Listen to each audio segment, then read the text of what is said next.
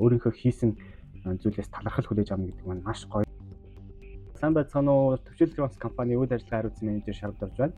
Би шинжлэх ухааны технологийн их сургуулийн электроникийн инженер мэргэжлээр төгссөн. Тухайн сургуульд суралцж явах хугацаанд Робкон 2019 гэдэг тэмцээнд оролцсон байгаа. За тухайн тэмцээн дээр анх төвшил электроникс гэдэг компанийг бол мэддэг болсон байдаг. За мөн манай үүсгэн байгуулагч хөдөлж чулуун захирал маань манай сургуулийг төгссөн. Бас Робкон 2002 тэмцээнд оролцож байсан байдаг. Тэр ч утгаараа энэ хүнээс болон энэ хамт олноос суралцах зүйл маш их байсан. За одоо ингээд хамт ажиллаад улсынхаа хөгжил дэвшил багч гэсэн хувь нэмрээ оруулаад явж байгаа. Маш их баяртай. Гахаж дөрөвтөө төсвийн инженер албан тушаал дээр ажилладаг байсан. Хэрэглэж шүүжлүүлэлтэж маш олон талархал саналуудыг хүлээж авдаг. Өөрийнхөө хийсэн зүйлээс талархал хүлээж авна гэдэг маань маш гоё.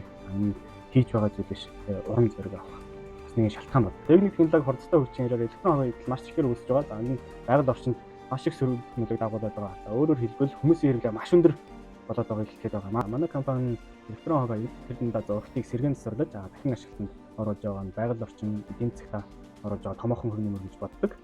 Хэрэглэгч үйлчлүүлэгч та бүхнийг ухаалаг хариуцлагатай ээлтэй хэрэглээд дэмжинэ гэдэг ихтэй байна.